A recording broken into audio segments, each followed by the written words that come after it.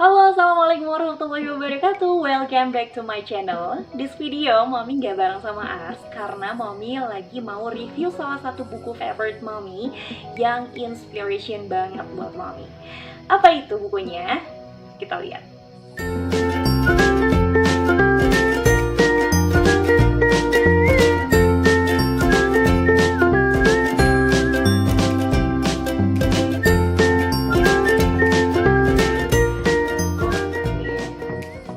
Sultan Muhammad Al-Fatih, sang penakluk yang kedatangannya dikabarkan oleh Rasulullah SAW.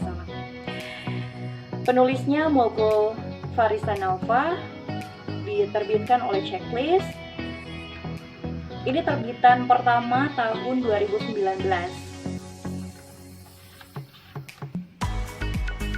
Untuk harganya dia dibanderol Rp50.000. Tapi waktu itu Mami kan belinya di pameran gitu ya, di pameran, terus kebetulan lagi ada diskon juga, jadi harganya tuh di diskon, harganya lupa ya berapa. Pokoknya nggak 50.000 aja waktu itu.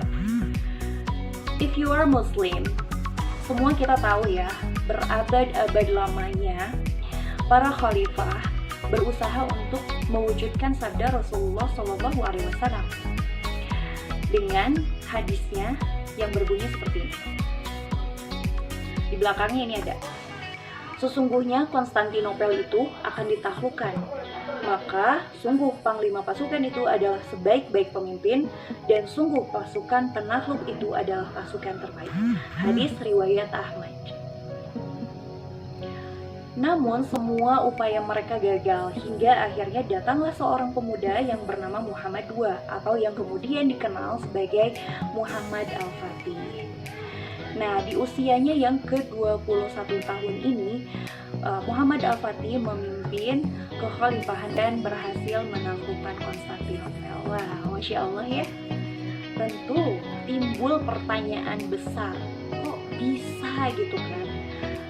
Anak muda yang baru berusia 21 tahun, dia bisa menaklukkan negara yang kukuh, pertahanan dan bentengnya gitu. Masya Allah kan, yang gak ada orang sebelumnya yang bisa menerobos negara tersebut. Buku ini bisa menjawab pertanyaan-pertanyaan dengan detail, mulai dari Muhammad Al-Fatih lahir sampai, bukan lahir ya, masih kecil, sampai akhir hayatnya. Nah, di sini juga dijelaskan mulai dari ia kecil hingga akhir hayat, terutama bagaimana perjuangan, strategi, dan persiapannya dalam menaklukkan Konstantinopel. Terus di sini isinya tuh ada bagaimana masa kecil Muhammad Al-Fatih, siapa tokoh yang berperan besar dalam pembentukan karakter Muhammad Al-Fatih, bagaimana Muhammad Al-Fatih menyiapkan dirinya sejak kecil untuk mewujudkan impian hebat para khalifah. Apa saja strategi dan taktik Muhammad Al-Fatih dalam menaklukkan Konstantinopel? Bagaimana sikap akhlak Muhammad Al-Fatih? Bagaimana kepemimpinan dan kebijaksanaan Muhammad Al-Fatih sesudah Konstantinopel masuk dalam kekhalifahan Utsmani? Apa saja wasiat Muhammad Al-Fatih? Di sini dijelasin detail banget, teman-teman. Jadi aku kenapa sih terinspirasi banget sama buku ini, buku Muhammad Al-Fatih. Memang terinspirasinya sama Muhammad Al-Fatih ya maksudnya. Jadi di sini ada poin-poin ini nih. Siapa tokoh yang berperan besar dalam pembentukan karakter Muhammad Al-Fatih? Nah, di sini ini aku mencontoh di sini. Di sini sama yang ketiga ini. Bagaimana Muhammad Al-Fatih menyiapkan dirinya sejak kecil untuk mewujudkan impian hebat para khalifah. Kedua ini aku ngopi sih sebenarnya, ngopi dari gimana caranya Ars bisa belajar apa aja sih. Kadang orang tuh galau ya, kayak aku harus ngasih pendidikan apa dulu nih sejak dia kecil. Nah, di sini aku nemuin kalau Muhammad Al-Fatih itu waktu kecilnya dia diajari Al-Quran terlebih dahulu. Makanya sekarang udah bisa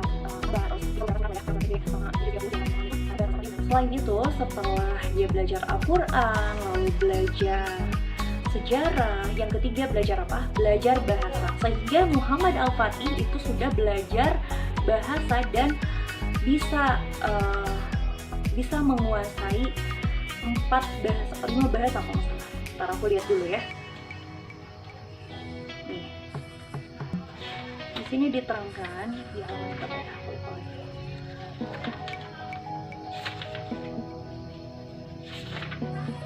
Oh ya nih, Muhammad Al-Fatih merasa kurang terhadap bahasa yang dikuasainya. Ia mempelajari beberapa bahasa lain, yaitu bahasa Yunani, Serbia, dan Latin. Yunani, Serbia, Latin, dan yang sebelumnya itu dia belajar bahasa Turki, Persia, dan Arab. Jadi dia menguasai 6 bahasa. Jadi sehingga ketika dia menyerang terus bertemu dengan orang sana gitu ya, dia nggak bawa translator gitu, jadi ya ditranslate dengan sendirinya aja gitu. Keren ya, Masya Allah. Nah, setelah bahasa, lalu Muhammad Al-Fatih diajarkan apa? Bela diri. Dari kecil dia udah bisa bela diri. Setelah usianya 8 tahun, Muhammad Al-Fatih sudah menghafal seluruh isi Al-Quran. Masya Allah. Siapa sih yang gak mau gitu anaknya kayak Muhammad Al-Fatih? Semoga kita juga punya anak-anak yang seperti beliau ini. Allahumma. Oke, itu saja dulu. Nanti aku lanjutin detail dalamnya kayak apa di beberapa episode ya, karena ini nggak mungkin satu episode penuh ngebahas tentang buku ini, karena ini panjang banget, Masya Allah.